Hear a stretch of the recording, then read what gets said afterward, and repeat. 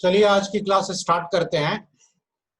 कल हम लोगों ने ईएमआई में बेसिक इंट्रोडक्शन पढ़ा था कि इलेक्ट्रोमैग्नेटिक इंडक्शन का मतलब क्या होता है, और एक टर्म जो है वो पढ़ा था, that is what is magnetic flux. Electric flux की तरह मैग्नेटिक फ्लक्स क्या होता है, ठीक है। तो बेसिकली इंट्रोडक्शन था और ये चैप्टर आज हमारे यहाँ से स्टार्ट हो रहा है। और जैसा कि कल मैंने आपको बताया था, वीडियो में भी दिखाया था एक, कि माइकल फैराडे नाम का एक साइंटिस्ट था जिन्होंने कुछ एक्सपेरिमेंट से ये देखा कि अगर किसी बार मैग्नेट को किसी लूप के आसपास चलाते हैं तो उस लूप में अपने आप एक करंट इंड्यूस होता है, और इसी फिनोमेना को हम लोग इलेक्ट्रोमैग्नेटिक इंडक्शन कहते हैं। तो एक्सपेरिमेंट्स के ऊपर बेस्ड फैराडे का एक लॉ है जिसे हम Faraday's law of electromagnetic induction कहते हैं। अब ये लॉ क्या है, देखो, ये लॉ सिंपल सा ये है, पहले हिंदी में अगर समझाएं, किसी भी लूप का, कोई भी कंडक्टिंग लूप हो, ठीक है, उसका अगर मैग्नेटिक फ्लक्स टाइम के साथ चेंज होगा तो उस लूप में अपने आप एक ईएमएफ इंड्यूस होता है। ईएमएफ मतलब जैसे बैटरी का ईएमएफ होता है ना, 10 वोल्ट 12 वोल्ट, और उस ईएमएफ की वजह से उस लूप में करंट आ जाता है। And this phenomena is called Faraday's law, या this law is called Faraday's law. अब इसको अगर हम नोट करा दे तो एक मिनट नोट इसको करा देते हैं। When magnetic flux passing through a loop changes with time, ठीक है, or magnetic lines of force are cut by a conducting wire, conducting wire कोई है, ठीक है, और वो कुछ इस तरीके से चल रहा है कि मैग्नेटिक लाइंस ऑफ फोर्स को कट कर रहा है, then an EMF is produced in the loop or in that wire, ठीक है। तो लूप या वायर में ईएमएफ इंड्यूस हो जाता है। This EMF is called induced EMF. If the circuit is close then the current will be called induced current. होता क्या है कि कोई भी अगर आप लूप ले लें, जैसे ऐसे ऐसे आपने कोई कंडक्टिंग लूप ले लिया, ठीक है ना, ध्यान रखना है कंडक्टिंग होना चाहिए। आप नॉन कंडक्टिंग लकड़ी का लूप लेके नहीं कर सकते हैं। कंडक्टिंग लूप ले लिया और मान लीजिए मैग्नेटिक फील्ड में ऐसे रखा हुआ है, इस लूप में अभी कोई करंट वरेंट नहीं है, तो इस मैग्नेटिक फील्ड में रखने से इससे कुछ फ्लक्स पास हो रहा है। फ्लक्स होता है ना, integral of B dot D S.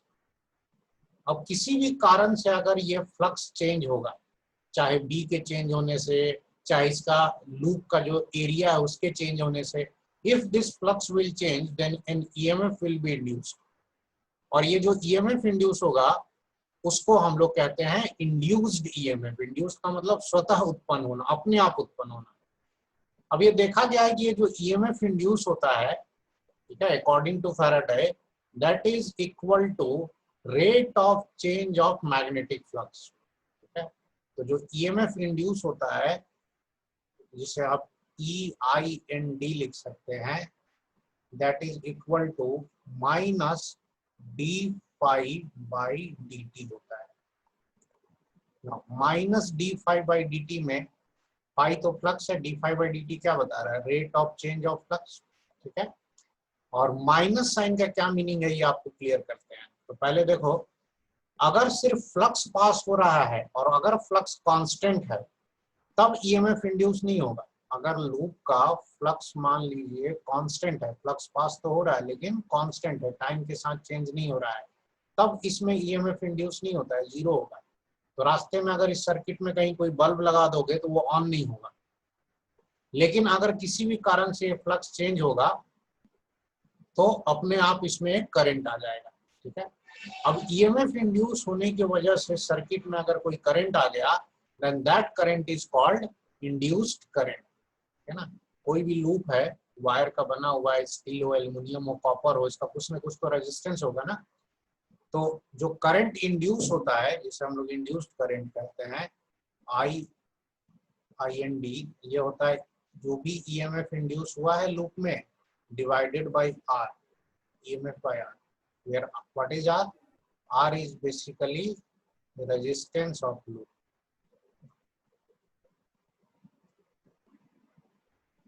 ये जो लूप हमने लिया ना कंडक्टिंग लूप, इसका कुछ तो इक्विवेलेंट रेजिस्टेंस होगा, 2 ओम 5 ओम, तो ई बाय आर कर देंगे तो करंट आ जाएगा।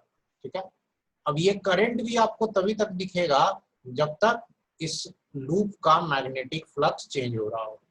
तो ये तो बात हुई लूप की, when flux passing through a loop changes with time. एक और लिखा है और करके, magnetic lines of force are cut by conducting wire. जैसे मान लीजिए कि ये हमने कंडक्टिंग एक वायर ले लिया, ऐसे वायर ले लिया और ये मैग्नेटिक फील्ड में कहीं चल रहा है। मैग्नेटिक फील्ड मान लीजिए कि ऐसे दिया हुआ है कि इस इलाके में मैग्नेटिक फील्ड ऐसे है, मैग्नेटिक फील्ड है, और इसमें मान लीजिए ये चल रहा है v वेलोसिटी से, तो ये मैग्नेटिक लाइंस को कट कर रहा है। तो ये कहाँ मैग्नेटिक लाइंस, ये जो क्रॉस क्रॉस बना रखा है b का डायरेक्शन, इसका मतलब मैग्नेटिक फील्ड लाइंस स्क्रीन के बाहर से स्क्रीन के अंदर की तरफ जा रही है, इनवर्ड। तो जब इस तरह से ये ब्लैक वायर को आप चलाओगे तो ये लाइंस को कट करते हुए चलेगा। तो लाइंस के कट करने से क्या होता है, इसमें देखा गया कि इसमें भी ईएमएफ इंड्यूस हो जाता है इस लूप में। इसका एक टर्मिनल पॉजिटिव हो जाता है और एक टर्मिनल नेगेटिव हो जाता है। इस चीज को हम लोग आगे चल के डिस्कस करेंगे, इसको मोशनल ईएमएफ भी कहते हैं। तो फिलहाल हम लोग ये डिस्कस नहीं करेंगे, थ्योरी में जरूर ये लिख लेंगे, लेकिन अभी हम लोग सिर्फ लूप पर कंसंट्रेट करेंगे। ठीक है, तो ये पार्ट हम लोगों को आगे डिटेल में पढ़ना है, तो वहां पे समझाएंगे कि कैसे कंडक्टिंग वायर में ईएमएफ इंड्यूस हो जाता है। ठीक है, अच्छा दूसरी चीज,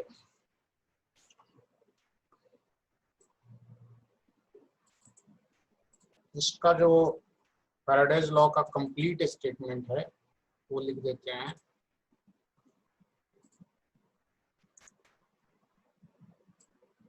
ये the magnitude of induced EMF is equal to the rate of change of flux with respect to time in case of loop। ये देख रहे हो, rate of change of flux।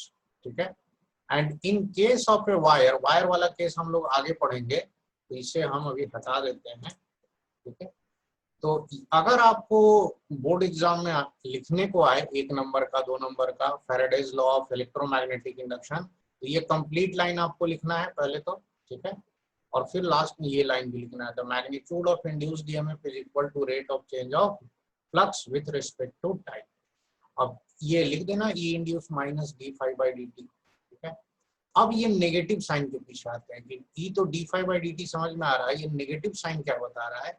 Negative sign यहाँ ये बताता है कि जो ईएमएफ इंड्यूस होगा वो चेंज इन फ्लक्स को अपोज करता है। चेंज इन फ्लक्स को अपोज करने का मतलब ये है कि ईएमएफ इंड्यूस होने का कारण क्या है, फ्लक्स का चेंज होना। फ्लक्स तो कांस्टेंट था, तब तो ईएमएफ नहीं था ना। तो फ्लक्स अगर बढ़ रहा होगा तो ईएमएफ इंड्यूस होकर के ऐसा करंट देगा, जो करंट ऐसी मैग्नेटिक फील्ड दे जो इस बढ़ते हुए फ्लक्स को अपोज करे। ठीक है ना, तो ये अब डिटेल में आपको जो है वो डायग्राम में और समझाना पड़ेगा। ठीक है, तो इसको लिख देते हैं पहले कि नेगेटिव साइन का मतलब क्या है।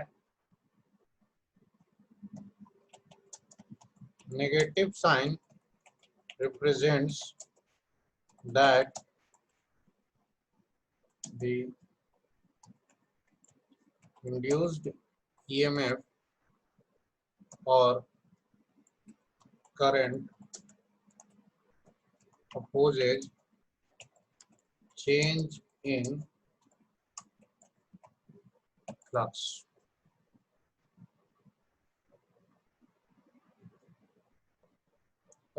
Negative sign represents that the induced EMF or current opposes change in flux को अपोज करता है। ठीक है, तो ये सिंपल सा फैराडेज लॉ यही है कि जब भी किसी लूप का फ्लक्स चेंज होगा B डॉट ds, तो उसमें EMF इंड्यूस होगा। नोट करो, पहला एग्जांपल एकदम सिंपल सा लेंगे। सपोज हमारे पास एक कंडक्टिंग लूप है, सर्कुलर लूप है। इस सर्कुलर लूप का एरिया दिया हुआ है 4 मीटर स्क्वायर और इस सर्कुलर लूप का रेजिस्टेंस है 2 ओम। भाई लूप है तो इसमें रेजिस्टेंस तो होगा ही।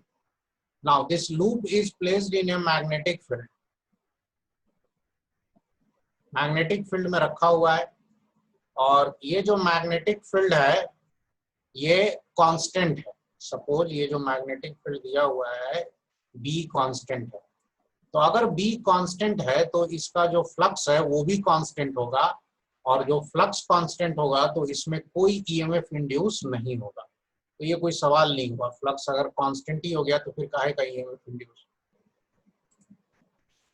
Find EMF induced in the loop and induced current if B is increasing at a rate of 1 Tesla per second. देखो B बढ़ रहा है, तो सबसे पहले तो हम लोग क्या करेंगे कि EMF इंड्यूस निकालने के लिए पहला स्टेप ये होगा कि हम इस लूप का मैग्नेटिक फ्लक्स निकालें। मैग्नेटिक फ्लक्स, चूंकि B हर जगह सेम है भाई, B का मैग्नीट्यूड बढ़ रहा है लेकिन हर जगह किसी भी टाइम पर B जो है उसकी वैल्यू सेम है। जैसे अगर 10 टेस्ला है तो हर जगह 10 टेस्ला है, फिर वो 10 टेस्ला जो है थोड़ी देर के बाद बढ़ के 11, 12, 13 टेस्ला हो रहा है, तो सब जगह एक साथ बढ़ रहा है। तो पहले फ्लक्स लिखेंगे, जब B यूनिफॉर्म होता है तो फ्लक्स सीधे होता है B इंटू एरिया। ठीक है, B इंटू एरिया कर देंगे तो एरिया आपका दिया ही हुआ है 4 मीटर स्क्वायर, और B की वैल्यू हमें नहीं चाहिए। अब ईएमएफ इंड्यूस की वैल्यू निकालते हैं, तो ईएमएफ जो इंड्यूस होता है वो d∅dt होता है, माइनस d∅dt। अब इस माइनस d∅dt में माइनस जो होता है वो इंड्यूस करंट का डायरेक्शन बताने के लिए है, तो हम इसका सिर्फ मॉड वैल्यू लेंगे, मैग्नीट्यूड अगर निकालना है ईएमएफ इंड्यूस का। तो ये देखो एरिया तो कांस्टेंट है इसमें B इंटू ए में, लेकिन B जो है वो चेंज हो रहा है, तो इसको हम लिखेंगे एरिया इंटू dV/dt। ठीक है, जैसे अगर फाई इक्वल टू मान लीजिए कि 3t लिखा रहता तो आपको d∅dt निकालना रहता, तो आप क्या करते हो, 3 को छोड़ देते हो, t को डिफरेंशिएट करते ना भाई, dt/dt क्या लिखते, 3 लिखते। तो वही हमने किया है, यहाँ पे हमने फ्लक्स को डिफरेंशिएट किया। अब ये जो dV/dt है और एरिया है ये दिया हुआ है हमें, एरिया कितना दिया हुआ है देखो यहाँ पे 4 मीटर स्क्वायर, dV/dt देखो 1 दिया है, ये है 1 टेस्ला पर सेकेंड, B ऊपर T नीचे, B हो गया टेस्ला और T हो गया सेकेंड। ठीक है, तो 4 इंटू 1 कर दोगे तो 4 तो आ गया, लेकिन यूनिट क्या लिखेंगे, तो ईएमएफ इंड्यूस, ईएमएफ का यूनिट वोल्ट होता है जैसे बैटरी का होता है, तो 4 वोल्ट का इसमें ईएमएफ आएगा। अब ईएमएफ अगर इतना आ गया तो इसमें जो करंट फ्लो करेगा, करंट जो इंड्यूस होगा वो कितना होगा, तो जितना ईएमएफ इंड्यूस हुआ है डिवाइडेड बाय रेजिस्टेंस कर दो, तो आपका 4 और रेजिस्टेंस कितना दिया हुआ है 2, आ जाएगा 2 एम्पियर। मतलब इस मैग्नेटिक फील्ड की वजह से जो कि समय के साथ चेंज हो रहा है, अपने आप इसमें 2 एम्पियर का करंट फ्लो हो रहा होगा। अब रही बात कि करंट का डायरेक्शन क्या होगा, तो उसके लिए आपको यहाँ पे अब सोचना पड़ेगा क्या, कि देखो करंट में 2 ऑप्शन है, पॉसिबिलिटीज दो है, या तो करंट क्लॉकवाइज जाएगा या तो एंटी क्लॉकवाइज जाएगा। भाई करंट हम दोनों पॉसिबिलिटीज दिखा देते हैं, करंट दोनों में से क्या क्या पॉसिबिलिटीज है। तो पॉसिबिलिटीज एक करंट ये है कि ऐसे हो सकता है करंट, दूसरा पॉसिबिलिटी एक नहीं ऐसे हो सकता है। तो देखो ये क्लॉकवाइज है और ये क्या है, एंटी क्लॉकवाइज है। अब आपको ये डिसाइड करना है कि कौन सा होगा। अब ये लिखने वाली बात नहीं है, ये सुनकर समझने वाली बात है। फील्ड आपका अंदर की तरफ बढ़ रहा है, ठीक है, जो करंट इंड्यूस होगा उसके वजह से भी एक मैग्नेटिक फील्ड आएगा। जैसे अगर ये करंट ऐसे आ गया एंटी क्लॉकवाइज, तो ये मैग्नेटिक फील्ड सेंटर पे अंदर में किधर देगा, बाहर की तरफ। और अगर क्लॉकवाइज आ गया तो ये करंट मैग्नेटिक फील्ड किधर इंड्यूस कराएगा, अंदर की तरफ। ये बी कौन सा वाला बी है, ये बी है जो इंड्यूस करंट की वजह से आ रहा है, due to induce current, I induce. अब दोनों ऑप्शन में से कौन सा ऑप्शन चूज करें। बढ़ता हुआ बी आपको ये बता रहा है कि बी के बढ़ने से इसका फ्लक्स बढ़ रहा है, तो करंट ऐसा इंड्यूस होगा जो उस बढ़ते हुए फ्लक्स को अपोज करेगा। अपोज करने का मतलब घटाने की कोशिश करेगा, रोकने की कोशिश करेगा। तो अगर मैग्नेटिक फील्ड बाहर की तरफ आता है तो ये जो पहले से मौजूद मैग्नेटिक फील्ड है उसके अपोजिट है कि नहीं, तो ये देखो अपोज कर रहा है। ठीक है, इस केस में अपोज कर रहा है कौन, करंट इंड्यूस हो करके ऐसा मैग्नेटिक फील्ड प्रोड्यूस कर रहा है जो पहले से मौजूद मैग्नेटिक फील्ड के अपोजिट है। अगर करंट ऐसा आ गया तब तो मैग्नेटिक फील्ड अंदर की तरफ आएगा और पहले से जो मैग्नेटिक फील्ड है उसमें ऐड हो जाएगा, तो ये तो उल्टा सपोर्ट कर रहा है। जो पहले से मैग्नेटिक फील्ड है उसको और बढ़ा देगा और ज्यादा फ्लक्स बढ़ जाएगा, तो ये वाला केस नहीं होगा। तो ये आपका होगा कि जो करंट होगा वो एंटी क्लॉकवाइज होगा, क्योंकि एंटी क्लॉकवाइज करंट आने से जो मैग्नेटिक फील्ड इंड्यूस होगा वो बाहर की तरफ होगा और वो अंदर की तरफ वाले मैग्नेटिक फील्ड के अपोजिट है, इसका मतलब बढ़ते हुए फ्लक्स को अपोज कर रहा है। ठीक है, नोट करो। अब ये हमारा नेक्स्ट एग्जांपल है जो बिल्कुल प्रीवियस एग्जांपल जैसा ही है। एक सर्कुलर लूप है जो पहले से मौजूद मैग्नेटिक फील्ड बी में रखा हुआ है। Now B is uniform at every place या एवरी पॉइंट, और बट दिक्कत ये है कि B is decreasing at a rate, यहाँ डिक्रीजिंग लिखा है, इसका मतलब समय के साथ ये बी कमजोर पड़ रहा है, घट रहा है। ठीक है, वैसे समझो कि बी मान लीजिए अभी 12 टेस्ला है, तो 1 सेकंड के बाद 11 टेस्ला हो गया, फिर 1 सेकंड के बाद 10 टेस्ला हो गया, तो ये बी जो है वो लगातार घटते जा रहा है। इस घटते हुए मैग्नेटिक फील्ड में ये जो लूप रखा है, इसमें कितना ईएमएफ इंड्यूस होगा और कितना करंट आएगा। तो पहले तो हम लोग क्या करेंगे, नॉर्मल तरीके से फ्लक्स लिख दो। फ्लक्स जब भी लिखना है तो बी इंटू एरिया। ठीक है, ईएमएफ इंड्यूस जो होता है वो मैग्नीट्यूड होता है, तो आप d∅dt सिर्फ लिख दो। तो d∅dt में एरिया कांस्टेंट है और ये आ गया आपका dv/dt, एकदम सेम आएगा। अब एरिया आपको 4 है और dv/dt 1 है, यहाँ पे देखो 1 दिया हुआ है और एरिया 4 है, तो ये 4 वोल्ट का ईएमएफ आ गया। और ईएमएफ आ गया तो करंट कितना होगा, तो करंट हो जाएगा E/R। ठीक है, E/R कर देंगे तो 4/2 करंट आ गया, 2 एम्पियर। न्यूमेरिकल सॉल्व हो गया। बट इसमें और इसमें यहाँ तक देखो कोई अंतर नहीं है, ईएमएफ 4 वोल्ट, करंट 2 एम्पियर, बस अंतर यहाँ आएगा, कहाँ, करंट के डायरेक्शन में। ठीक है, अब करंट का डायरेक्शन कैसे लेंगे, तो देखो अब स्लोली समझना, यहाँ भी 2 ऑप्शन है। तो हम क्या करेंगे कि बी अंदर की तरफ बढ़ रहा है, तो हमारे पास 2 ऑप्शन है, या तो ये एंटी क्लॉकवाइज आएगा या तो क्लॉकवाइज। अगर एंटी क्लॉकवाइज आएगा तो मैग्नेटिक फील्ड किधर देगा, ये अंदर में बीच में बाहर की तरफ देगा। ये जो मैग्नेटिक फील्ड बी डैश आएगा, ये इस करंट इस मैग्नेटिक फील्ड के अपोज होगा, अपोजिट होगा। लेकिन ये मैग्नेटिक फील्ड जो है वो अंदर है और समय के साथ घट रहा है, तो समय के साथ घट रहा है, इसका मतलब इसका फ्लक्स घट रहा है, तो घटते हुए फ्लक्स को अपोज करना है, इसका मतलब है घटते हुए फ्लक्स को बढ़ाने की कोशिश करना है। ठीक है, घटते हुए फ्लक्स को बढ़ाने की कोशिश करना है। इसके लिए आपको मैग्नेटिक फील्ड किधर की तरफ चाहिए होगा, तो आपको मैग्नेटिक फील्ड अंदर की तरफ चाहिए होगा, ताकि इस फ्लक्स को हम क्या करें, गिरने से और बचा सके। ठीक है ना, तो अंदर की तरफ मैग्नेटिक फील्ड तब आएगा जब इसमें करंट क्लॉकवाइज होगा। ठीक है, तो इस बार जो करंट आएगा वो क्लॉकवाइज आएगा, जबकि पिछले वाले केस में देखो करंट क्या आया था, एंटी क्लॉकवाइज। ठीक है, करंट एंटी क्लॉकवाइज था और अब जो है ये क्लॉकवाइज आएगा करंट। फिर से सुनो क्या हुआ, बी जो है वो डिक्रीज कर रहा है, जिसका असर ये हुआ कि मैग्नेटिक फ्लक्स इसका डिक्रीज कर रहा है, बी इंटू एरिया क्या हो रहा है, डिक्रीज कर रहा है। ठीक है, तो करंट जो इंड्यूस होगा, आई इंड्यूस, वो ऐसा होगा जो इस घटते हुए फ्लक्स को सहारा दे। सहारा देने का मतलब घटते हुए फ्लक्स को और घटने से रोके। ठीक है, तो रोकने के लिए उसको मैग्नेटिक फील्ड अंदर की तरफ देना पड़ेगा, ताकि पहले से मौजूद मैग्नेटिक फील्ड का सहारा बन सके। ठीक है ना, उसको सपोर्ट कर सके। तो मैग्नेटिक फील्ड अंदर तभी आएगा जब आपका करंट इसमें क्लॉकवाइज फ्लो होगा। तो 2 ही ऑप्शन होता है लूप में, एक या तो एंटी क्लॉकवाइज फ्लो करे या तो क्लॉकवाइज। पिछले केस में एंटी क्लॉकवाइज आ गया था, तो इस बार क्लॉकवाइज आ गया था। नोट करो। अच्छा, एक छोटी सी चीज और क्या है इसमें, कि जब भी किसी लूप में करंट फ्लो करता है और हमें कोई बैटरी वैटरी तो दिख नहीं रहा है, ठीक है, तो ये बैटरी हम इसमें ऐसे चाहे तो एक दिखा सकते हैं जो इसके ईएमएफ इंड्यूस जो है ना 4 वोल्ट को रिप्रेजेंट करेगा। तो आप चाहें तो ये जो करंट कैरिंग लूप है इसको आप ऐसे दिखा सकते हैं कि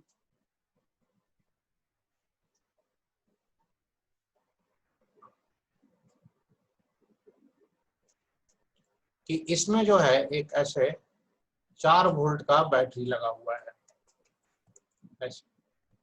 ठीक है, 4 वोल्ट का बैटरी लगा हुआ है और साथ में इस लूप का जो रेजिस्टेंस है वो 2 ओम आप कहीं एक जगह दिखा दीजिए। अगर आपके पास इस तरह का कोई सर्किट होता, ठीक है, तो इस तरह के सर्किट में आप करंट बोला जाता निकालो तो आप यही ना कहते E by R, current E by R करते, और 4/2 आपका 2 एम्पियर आता। बिल्कुल ये इसके और इसमें देखो मैच कर रहा है। तो इस लूप को हम चाहें तो इस तरीके से भी ड्रॉ कर सकते हैं, बट ये सर्किट की तरह जब आप दिखाएंगे तो यह नहीं कि इसको इस सर्किट में कन्वर्ट हो गया है। इस चीज को हम बोलते हैं electrical equivalence, electrical equivalence of the loop. इस सर्किट में ये जो आपका ईएमएफ है 4 वोल्ट वाला, ये इंड्यूस्ड ईएमएफ है, और ये तभी तक रहेगा जब तक इसका फ्लक्स चेंज हो रहा है, that is B is decreasing. अगर बी कांस्टेंट हो जाए या किसी भी कारण से इसका फ्लक्स कांस्टेंट हो जाए तो ये इंड्यूस्ड ईएमएफ इसमें से गायब हो जाएगा, रेजिस्टेंस बच रह जाएगा, और ये फिर मुर्दा की तरह पड़ा रहेगा, इसमें करंट नहीं जाएगा। ठीक है, तो ये इलेक्ट्रिकल इक्विवेलेंस इसलिए ड्रॉ करते हैं क्योंकि आगे चल के बहुत कॉम्प्लिकेटेड लूप्स वगैरह आएंगे जिसमें जब तक आप सर्किट नहीं ड्रॉ करेंगे इस तरीके से, आपको करंट लिखने में दिक्कत होगी। जैसे अगर एक सिंपल सा सर्किट दे दिया जाता है और बोला जाता है कि अच्छा ठीक है इस सर्किट का करंट बताओ, तो कितना सिंपल लग रहा है कि एक बैटरी है, एक ईएमएफ है, करंट होता है ई बाई आर, और डायरेक्ट लिख दिए। ठीक है, तो ये इलेक्ट्रिकल इक्विवेलेंस आगे चल के कुछ कुछ न्यूमेरिकल्स में जरूरत पड़ेगा। ये हमारा अगला एग्जांपल है। क्या है इसमें, there is a square loop of side centimeter, square loop. ठीक है, तो स्क्वायर लूप कैसा हो गया, ऐसा हो गया, साइड इसका 50 सेंटीमीटर दिया है, एंड रेजिस्टेंस 20 ओम पर मीटर। ये 20 ओम टोटल रेजिस्टेंस नहीं है, पर मीटर का रेजिस्टेंस है। Is placed in transverse magnetic field. Transverse का मतलब होता है कि ये जो लूप है इस प्लेन के परपेंडिकुलर। तो दो ऑप्शन है, अंदर बाहर कहीं भी एज्यूम कर लो, आपसे करंट का डायरेक्शन नहीं पूछा जा रहा है, सिर्फ ईएमएफ कितना इंड्यूस हुआ है ये बताना है इसमें। अगर ये बी जो है लिखा है कि it is increasing at a rate of 40 tesla per second, ये बी समय के साथ बढ़ रहा है, तो सबसे पहले तो आपको ईएमएफ इंड्यूस निकालने के लिए इसका फ्लक्स लिखना होगा। ठीक है, तो ये जो यूनिफॉर्म बी दिया हुई है तो बी इंटू एरिया कर दोगे, बी इंटू एरिया करोगे तो एरिया जो होता है वो एल स्क्वायर होगा। ठीक है, भाई साइड इसका एल दिया हुआ है ना क्वेश्चन में। फिर ईएमएफ इंड्यूस की जब बारी आएगी तो D phi by D T, ये होता है EMF induce. So in this case आपका एल स्क्वायर एरिया हो गया इंटू ये डीवी बाई डी टी आया। ठीक है, अब देखो एल आपका 50 सेंटीमीटर है तो 0.5 मीटर हो गया, और DV by D T is 40 tesla per second, that is 40। 0.5 का स्क्वायर कितना हो जाएगा, 0.25 इंटू 40। ठीक है, तो यहां से करेंगे तो ये कितना आ जाएगा, ये 10 आ जाएगा, अप्रोक्सीमेटली 10 वोल्ट आएगा। ठीक है, 40 इंटू 0.25 करोगे दैट इज 1/4, तो ये 10 वोल्ट आ गया। तो ये जो लूप है इसमें ईएमएफ इंड्यूस हो गया 10 वोल्ट का।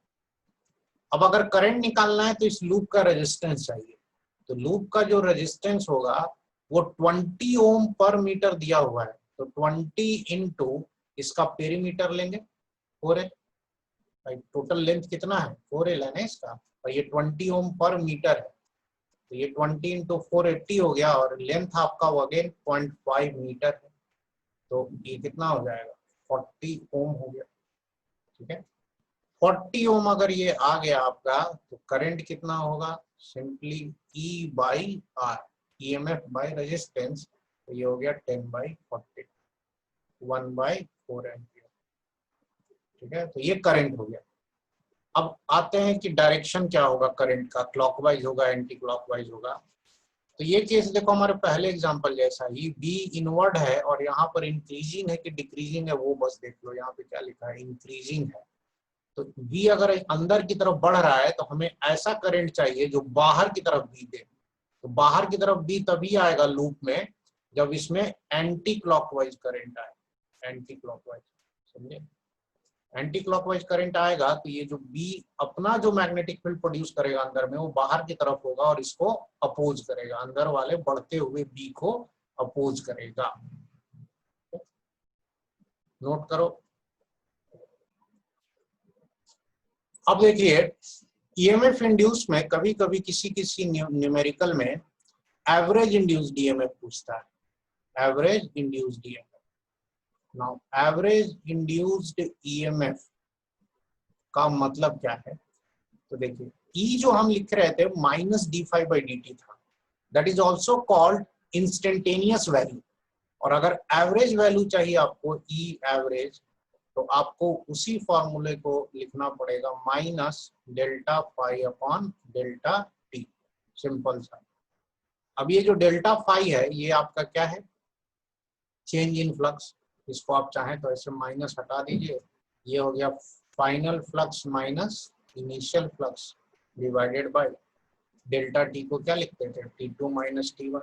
ये बिल्कुल काइनेमेटिक्स की तरह है, जैसे वेलोसिटी दो तरीके से डिफाइन होता है, एक होता है dx बाई dt, इसको इंस्टेंटेनियस बोलते हो, और एक होता है एवरेज वेलोसिटी, वो क्या होता है? Delta x by delta T.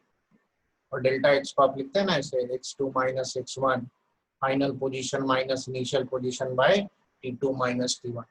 तो दुनिया में जितनी भी रेट टाइप की वर्ड होते हैं ना, रेट, ये भी तो एक तरह का रेट ही है ना ईएमएफ इंड्यूस, वो दो तरीके से डिफाइन होता है। उसी तरह से ये भी दो तरीके से डिफाइन होता है, एक D phi by D T और एक delta five by delta T. बिल्कुल काइनेमेटिक्स में या फोर्स में भी होता है, एवरेज फोर्स, इंस्टेंटेनियस फोर्स, वहां से उठाया हुआ कॉन्सेप्ट है।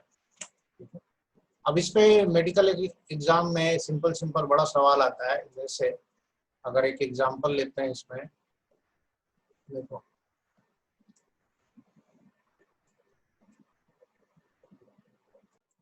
ये हमारा एक सिंपल सा क्वेश्चन है, magnetic flux through a loop changes from 20 weber to 26 weber in 20 milli second. ये मिली सेकेंड आपका टाइम हो गया।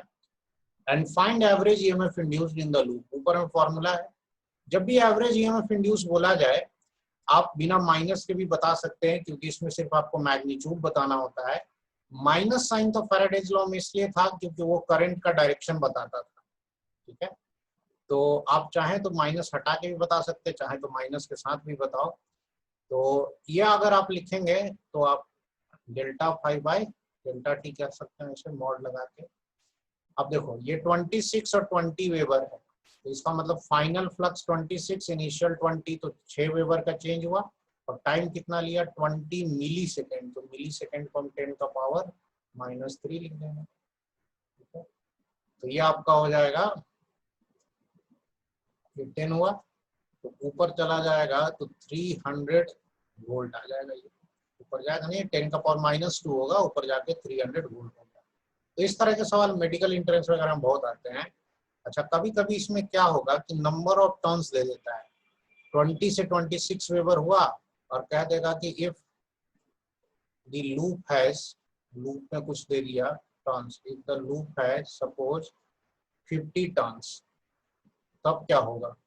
तब इसमें क्या होगा कि आपको ये जो फ्लक्स दिया है वो एक लूप का है, तो आपको अब इसको 50 से मल्टीप्लाई करना पड़ेगा। तो ईएमएफ उसमें हो जाएगा आपका n into delta five by delta T, number of loop से मल्टीप्लाई कर दीजिए, तो बस वही सेम चीज आएगा, बस 50 से मल्टीप्लाई हो जाएगा, इतना वोल्ट हो जाएगा, ठीक है। अब ये हमारा नेक्स्ट एग्जांपल है, इसमें हमने दो कोप्लेनर सर्कुलर लूप लिए हैं, ठीक है। बट कोप्लेनर का मतलब सेम प्लेन है, बट रेडियस जो है उसमें बहुत डिफरेंस है। B is very very smaller than A, मतलब ए बहुत बड़ा है और ये छोटा सा सर्कल है, छोटा सा रिंग है। अब इसमें बाहर वाले में करंट ऑलरेडी फ्लो कर रहा है, बाहर से कोई और मैग्नेटिक फील्ड दिया नहीं गया, पहले से ही यहाँ पर करंट फ्लो कर रहा है, और वो करंट है I not alpha plus beta T. Alpha और बीटा कांस्टेंट है, टी टाइम है। तो साफ साफ यहाँ से दिख रहा है कि जैसे जैसे समय बीत रहा है ये जो करंट है वो समय के साथ टाइम क्या हो रहा है? बढ़ेगा। तो करंट भी आपका बढ़ रहा है। सिंस करंट इज इंक्रीजिंग, तो इस करंट की वजह से जो बीच में मैग्नेटिक फ्लक्स होगा, मैग्नेटिक फील्ड तो आएगा ना इस करंट की वजह से, वो मैग्नेटिक फील्ड टाइम के साथ बढ़ रहा है। तो मैग्नेटिक फील्ड जब बढ़ रहा है तो ये जो अंदर वाला लूप है इसमें ईएमएफ इंड्यूस हो जाएगा। तो कहा गया कि कितना ईएमएफ इंड्यूस होगा? तो देखिए ईएमएफ इंड्यूस निकालने के लिए पहले फ्लक्स निकालना होता है। तभी तो डिफरेंशिएट करेंगे। और फ्लक्स निकालने के लिए पहले मैग्नेटिक फील्ड चाहिए एंड एरिया चाहिए। एरिया तो अंदर वाले का दिख ही रहा है, और मैग्नेटिक फील्ड क्वेश्चन में दिया नहीं है। ये मैग्नेटिक फील्ड आया कहाँ से है, तो due to capital I, that is current in the outer loop. तो पहले हम क्या करेंगे, आउटर लूप की वजह से यहाँ पर क्या मैग्नेटिक फील्ड होगा वो निकाल लेंगे। तो पहले तो देख लो कि इसका करंट ऐसे बढ़ रहा है, ऐसे एंटी क्लॉकवाइज है ना, तो इसका मैग्नेटिक फील्ड एंटी क्लॉकवाइज की वजह से कैसे आएगा, बाहर की तरफ आएगा, ऐसे बी। अब चूंकि ये रेडियस बहुत कम है, कौन सा है, स्मॉल बी, तो आप मान सकते हैं कि अंदर में, इस रेडियस के अंदर में जितने भी पॉइंट्स है वहां पर मैग्नेटिक फील्ड नियरली सेम होगा। तो अगर मैग्नेटिक फील्ड को हम नियरली सेम मान ले, तो छोटे वाले लूप का जो फ्लक्स होगा, छोटे वाले लूप का, वो क्या लिखेंगे, तो बी इंटू एरिया, जिसमें बी बाहर वाले करंट की वजह से है, बाहर वाले करंट की वजह से बी होगा mu not I upon 2 into radius. अब ये रेडियस ए होगा। दिस इज लाइक कि एक करंट कैरिंग रिंग के सेंटर पे मैग्नेटिक फील्ड निकालो, तो mu not I by 2a into area अंदर वाले का लेना है, तो अंदर वाले का एरिया हो गया पाई बी स्क्वायर। तो ये अभी जो हमने लिखा है ये फ्लक्स लिखा है। ईएमएफ इंड्यूस की जो वैल्यू होती है वो D phi by D T होती है। तो जो D phi by D T होगा वो कैसे निकालेंगे, तो mu not pi B square divided by 2a, ये सब कांस्टेंट है, और यहाँ आ जाएगा D I by D T, क्योंकि आई टाइम के साथ चेंज हो रहा है। अब आई है I not alpha plus beta T, तो उसको डिफरेंशिएट कर देते हैं, तो mu not pi B square, ये सब कांस्टेंट है, 2a वैसे ही रहेगा। इसका देखो डिफरेंशिएशन, आई नॉट होगा कांस्टेंट है, अल्फा का 0 और बीटा टी का सिर्फ बीटा, तो I not into beta. So this is the EMF induced in this blue loop. ये जो छोटा सा लूप है उसमें इतना ईएमएफ इंड्यूस हुआ है। ठीक है, तो कॉन्सेप्ट क्लियर रखना है कि पहले तो आपको मैग्नेटिक फील्ड चाहिए, मैग्नेटिक फील्ड से फिर फ्लक्स आ जाएगा, और फ्लक्स को जब डिफरेंशिएट कर देंगे तो जाके ईएमएफ इंड्यूस आएगा। यही आपका स्टेप्स होता है। पहले अभी तक के सवालों में जो था वो बी गिवन रहता था, तो बी गिवन रखना रहता था तो फ्लक्स लिखने में आसानी होती थी। इस बार बी नहीं दिया गया था, तो एक स्टेप पीछे चला गया, हमें मैग्नेटिक फील्ड जो है वो लिखना पड़ा। ठीक है, और मैग्नेटिक फील्ड आपको ये पिछले चैप्टर में पढ़ा हुआ है, mu not I by 2r।